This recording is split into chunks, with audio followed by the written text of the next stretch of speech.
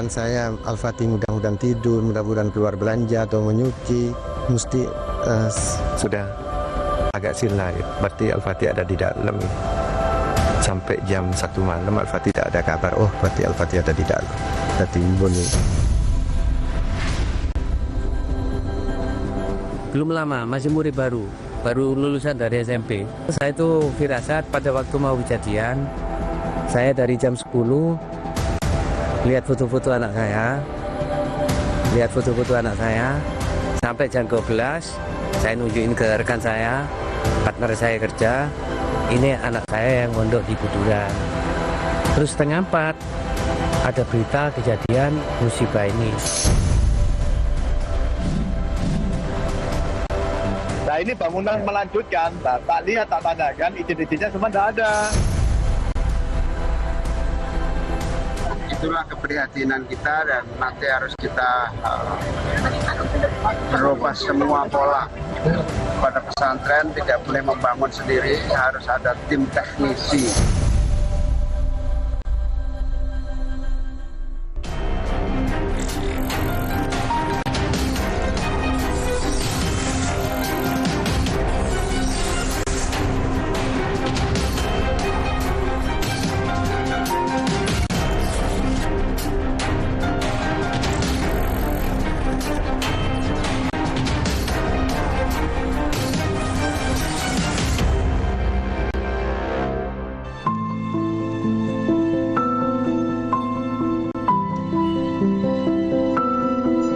Pondok pesantren seharusnya menjadi tempat para santri menimba ilmu. Namun ambruknya pondok pesantren Al-Qazini memupus impian santri yang menjadi korban meninggal ambruknya pesantren. Meski ada yang selamat dan berstatus penyintas, bukan berarti kegagalan konstruksi yang diduga akibat kelalaian bisa diabaikan. Al-Fatih bukanlah generasi pertama di rumahnya yang belajar atau mondok di pesantren Al-Qazini Sidoarjo. Bagi anak berusia 14 tahun dan duduk di kelas 2 Madrasah Sanawiyah atau setara SMP ini, belajar di Al-Qazini yang lazim disebut mondok di Buduran adalah tradisi keluarga. Orang tua dan kakek Al-Fatih dulunya juga santri di pesantren Al-Qazini. Ayah Fatih, Abdul Hanan, bahkan kini mengelola pondok pesantren di kampung mereka, Desa Sendang Dajah, Bangkalan. Hanan tak menyangka keinginan Al-Fatih menunda kepulangan ke pesantren usai berlibur mengantarnya ke petaka ambruknya pondok pesantren Al-Qazini. Saya minta jangan lama-lama di rumah, cepat balik ke pondok. Itu lagi dia mintanya balik hari Rabu. Saya benar Bu ya, saya mau balik, benar saya mau balik gitu. Saya kenapa sih nunggu hari Rabu katanya, kan Sabtu kayaknya itu. Akhirnya dia baru mau balik Sabtu itu. Ya sedemnya akhirnya saya balik hari Sabtu malam baru dia mau, jam seputar Isya balik ke. Tak ada yang menyangka, termasuk Hanan. Hari Senin 29 September 2025, pondok pesantren tempat anaknya menuntut ilmu ambruk. Istrinya bahkan sempat menyesali kenapa Hanan tidak menuruti keinginan Fatih balik ke pondok pada hari Rabu. Tapi dengan bahasa halus sambil nangis dia bilang, "Mas, coba sampean turuti Al-Fatih Mas, balik hari Rabu. Kalau apa tidak mungkin ikut ada di kejadian ini Mas, coba dituruti." Itu kan kejadiannya Senin dan koponnya bilang sama istri, kalau saya tahu tentang masa depan nih, ya Fatih saya turuti, atau saya balik Senin maghribnya saja kan sudah selamat. Hanan mengenang saat mendengar kabar ambruknya pondok pesantren Al-Qazini. Ia sangat panik, apalagi kabar yang sampai ke Hanan menyebut pondok pesantren ambruk saat santri sedang sholat asar. Ya Allah, tapi pikiran saya sudah pikiran saya sudah lemas.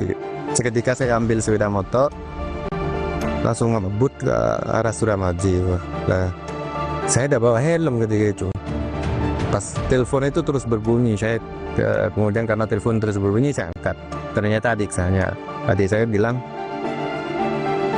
"Kak, sampai dalam pikiran gini Kak, jangan nyetir sendiri, jangan berangkat sendiri, tunggu saya, saya susul kamu udah usah nyetir."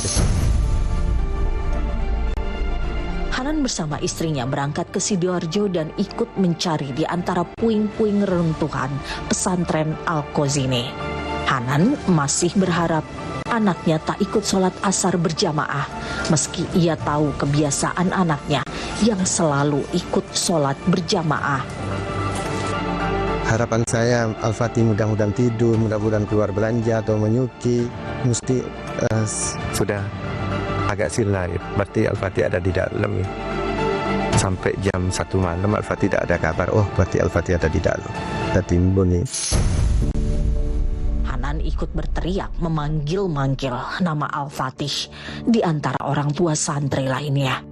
Meski panggilan nama Al-Fatih tidak menuai respons, Hana sempat optimis anaknya bisa ditemukan. Setelah di hari pertama evakuasi, ada anak yang berhasil diselamatkan. Hari pertama itu ya kan ada anak yang dikeluarkan. Dia senang berarti ada yang hidup, ya Allah, alhamdulillah, mudah-mudahan anak saya itu. Hari kedua, nah hari terakhir menjelang golden time itu 70 jam ya, itu ya Allah, belum ada kabar tentang anak saya. Hanan mendapatkan informasi manusia mampu bertahan hingga 72 jam di antara reruntuhan dalam situasi seperti ini.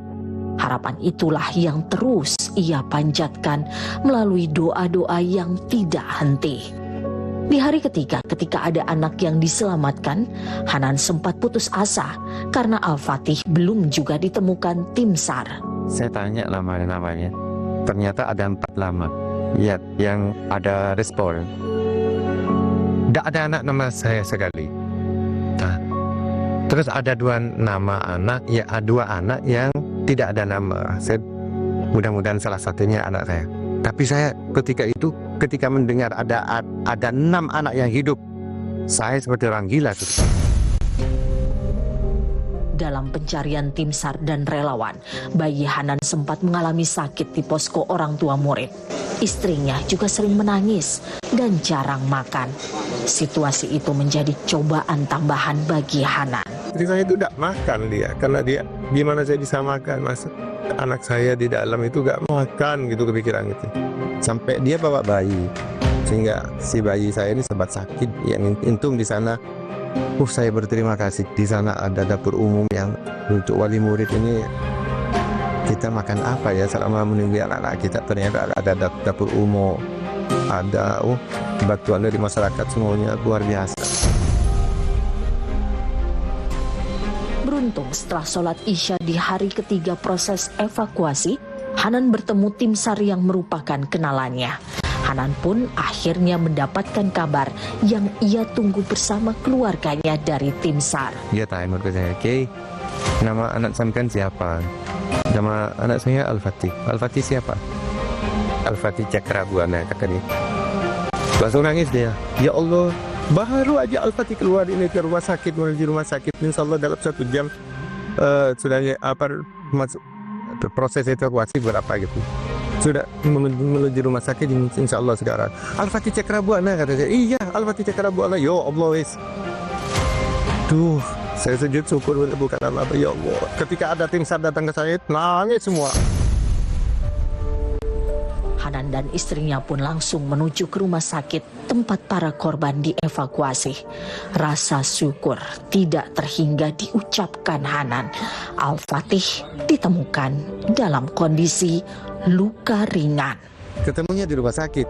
Nah, katanya tim evakuasinya, ya Allah, saya sempat tertawa ketika itu. Katanya ketika dievakuasi dia minta es, katanya. Ya Allah.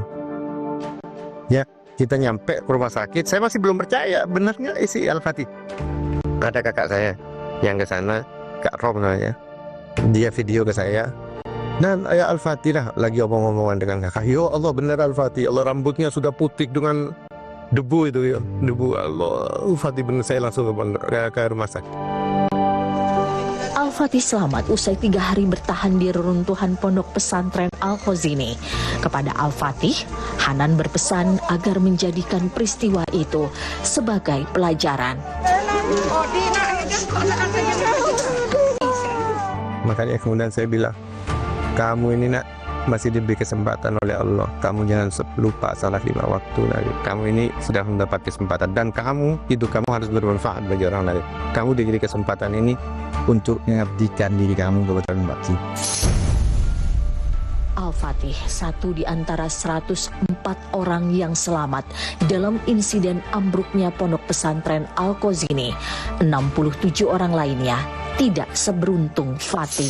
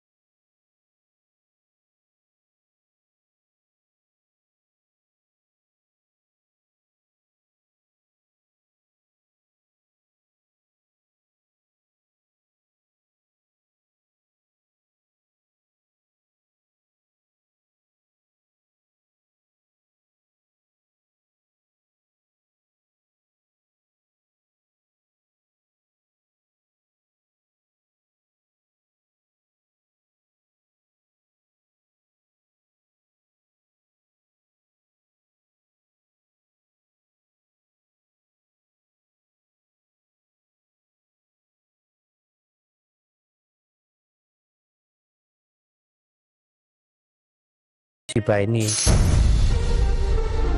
Kematian Raffi dan 66 orang lainnya akibat ambruknya pondok pesantren Al-Khazini menyisakan pertanyaan besar. Mengapa ada kegagalan konstruksi dalam pembangunan pondok pesantren ini? Nah ini bangunan melanjutkan, nah, tak lihat tak tandakan, izin-izinnya semua tidak ada.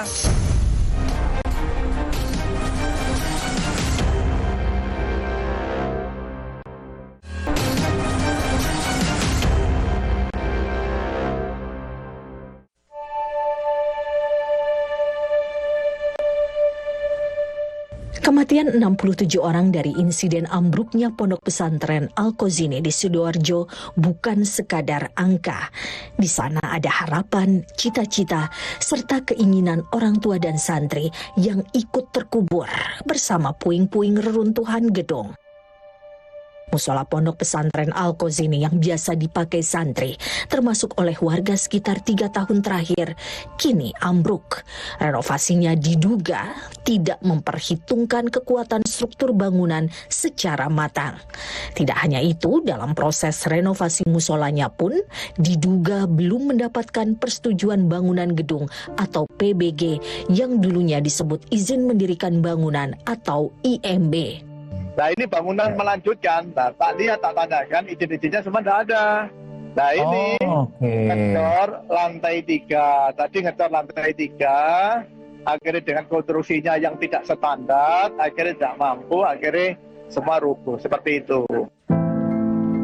Dalam kasus ambruknya bangunan musola pondok pesantren Al-Khazini, Badan Nasional Penanggulangan Bencana menyebut insiden ini terjadi akibat kegagalan struktur konstruksi. BNPB menduga ada perencanaan yang tidak tepat dalam renovasi musola ini. Jadi kalau kita berbicara teknis, ini gagal struktur. Kalau gagal struktur itu pasti perencanaan dan pelaksanaan pembangunan yang tidak tepat, tidak sesuai dengan sebagaimana mestinya. Rubuhnya Ponpes Al-Khazini menyibak fakta ironis. Mayoritas pembangunan Ponpes tidak kantongi izin dan minim pengawasan. Data Kementerian Pekerjaan Umum, dari 42.000 lebih pondok pesantren di Indonesia, hanya 50 yang mengantongi persetujuan bangunan gedung atau PBG. PBG adalah perizinan pengganti izin mendirikan bangunan atau IMB. Tapi kalau pondok pesantren, 95% itu adalah swasta murni. Kita Kementerian Agama hanya memberikan sedikit sebatas anggaran yang ada di Kementerian Agama di madrasah itu. Nah itu, sementara minat masyarakat ini terlalu banyak yang ke pondok pesantren, bahwa sekalipun pondok pesantren baru, kalau di situ ada kerawanan, tidak luput dari sasaran kita. Yang jelas bahwa perizinan untuk pondok pesantren kita memang sudah mulai ketat. Jika melihat peraturan pemerintah tentang bangunan gedung nomor 16 tahun 2021, mandat penuh diberikan kepada Pemda seperti bupati atau wali kota untuk mengurus segala hal terkait bangunan gedung, mulai dari perizinan, pengawasan, hingga penindakan. Aturan ini bahkan secara tegas menunjuk Pemda sebagai pihak yang wajib melakukan pengawasan melalui mekanisme pemantauan dan inspeksi lapangan. Namun aturan kini hanya sekadar aturan. Nyatanya, pondok pesantren tetap membangun tanpa PBG, sementara pemerintah kabupaten tidak melaksanakan fungsi pengawasan dan penindakan. Nah, karena itu kemudian harus yang ikut bertanggung jawab adalah pasti itu pembangun gedungnya. Ya, pembangun gedungnya sekali juga pihak pengawasnya. Gitu. Dalam hal ini adalah pemerintah daerah gitu. Karena bagaimanapun juga perizinan itu dikeluarkan oleh mereka, sekaligus di dalam perizinan itu melekat pengawasan. Polisi telah menaikkan status hukum dan menemukan unsur pidana dalam kasus ambruknya ponpes di Buduran, Sidoarjo, Jawa Timur. Sejumlah saksi juga diperiksa untuk mencari pihak yang bertanggung jawab dalam peristiwa ini. Salah satu keluarga korban meminta penyebab ambruknya ponpes diungkap agar peristiwa ini tidak terulang kembali. Polisi pun menyelidiki dugaan kelalaian. Polda Jawa Timur telah melakukan gelar perkara dan menaikkan status hukum dari penyelidikan ke penyidikan. Kemarin sudah dilakukan gelar perkara yang kemudian hasilnya untuk sejak kemarin juga telah melakukan peningkatan status dari proses penyelidikan menjadi penyidikan. Di balik tragedi ambruknya Ponpes Al-Qazini, para orang tua menerima dengan ikhlas tragedi ini. Berita kan ada yang mau menuntut, saya kira jangankan menuntut, dikasih oleh pondok pesantren santunan kita kembalikan, saking gimana ya. Mungkin ini sesuatu yang tidak bisa dipahami oleh tradisi yang mungkin berbeda.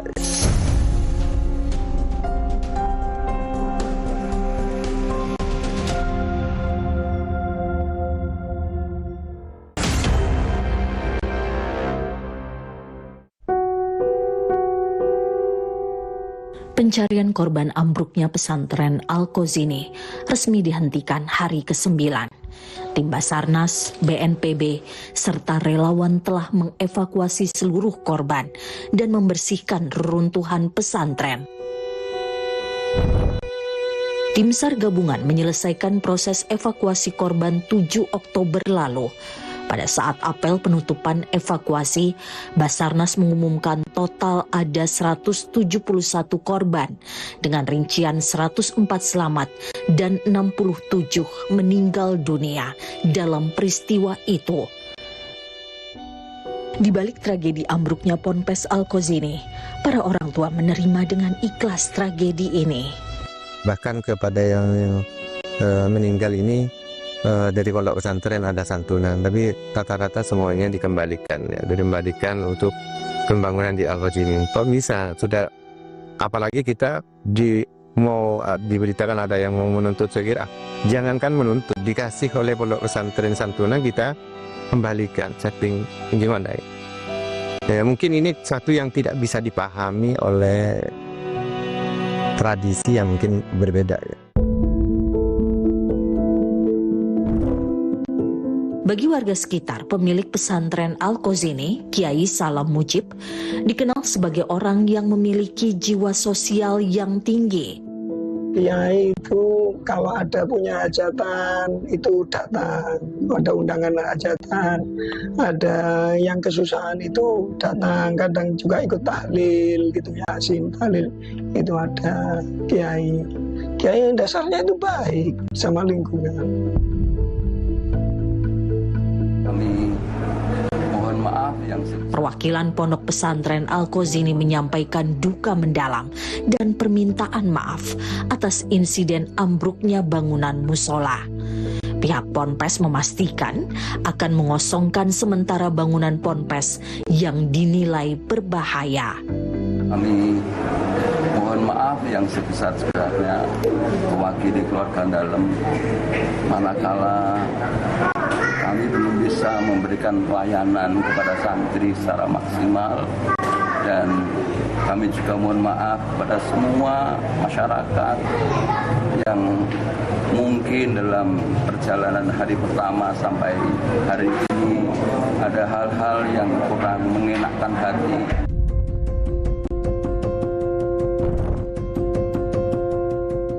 Perwakilan keluarga belum menjelaskan soal tudingan tidak ada persetujuan bangunan gedung renovasi Musola Al-Qazini. Ketika kami mencoba mengonfirmasi lebih lanjut ke pengasuh pesantren, hingga tayangan ini belum ada respon sama sekali. Pakar Teknik Sipil Institut Teknologi 10 November Surabaya, Muji Irmawan menyebut, dalam kasus ambruknya pesantren Al-Qazini ada kegagalan konstruksi. Muji menyebut ada sambungan konstruksi yang menjadi penyebab ambruknya gedung musola. Terlihat sekali bahwa sambungan atau hubungan antara balok kolom atau kita kenal beam kolom join itu lepas. Kenapa ini bisa lepas? Karena sistem sambungannya tidak sesuai dengan standar nasional Indonesia nomor 2847, di mana di ujung-ujungnya itu ada tekukan, hook katanya disebut, supaya bisa nyantol. Tidak hanya bangunan musola yang telah ambruk rata dengan tanah, bangunan lain menurut Muji juga perlu diperiksa ulang untuk menghindari insiden yang sama. Apalagi bangunan lama dari gedung Ponpes ini tidak didesain untuk berlantai banyak. Jadi pada saat ambruk pun, dan di mana ambruknya itu mengenai, menyentuh, menabrak gedung existing yang warna hijau, itu maka saya juga berkeliling melihat bangunan gedung warna hijau itu ternyata itu tumbuh menjadi dari 2-3 lantai tumbuh menjadi 5 lantai. Kami sarankan harus dilakukan segera audit dan tidak difungsikan lebih dahulu karena mengingat ini rawan sekali untuk roboh. Dan kalau perlu, bila mana perlu, itu diberi polis lain.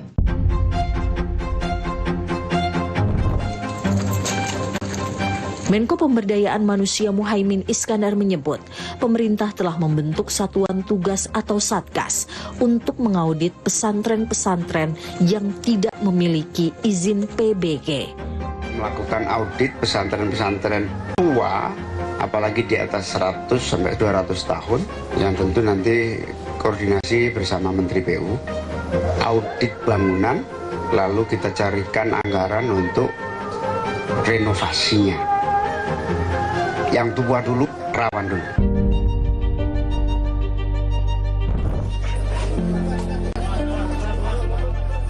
Peristiwa Al-Qazini menjadi pengingat getir tentang kerapuhan konstruksi bangunan tanpa ilmu yang memadai. Tidak boleh lagi ada daftar anak-anak yang tidak berdosa menjadi korban dari petaka konstruksi. Itulah keprihatinan kita, dan nanti harus kita merubah semua pola. Kepada pesantren tidak boleh membangun sendiri, harus ada tim teknisi. Jadi sebetulnya aturan ini memang untuk melindungi masyarakat. Mungkin Pak Yai juga tidak bisa menolak alumninya atau santrinya turun bantu, namanya orang bantu. Tapi kalau ditanya boleh nggak santri bantu untuk ngecor? Ngecor kan cuma bawa ember, bawa beton, ya. Tapi desainnya benar, yang bertanggung jawab jelas. Saya kira itu normal saja.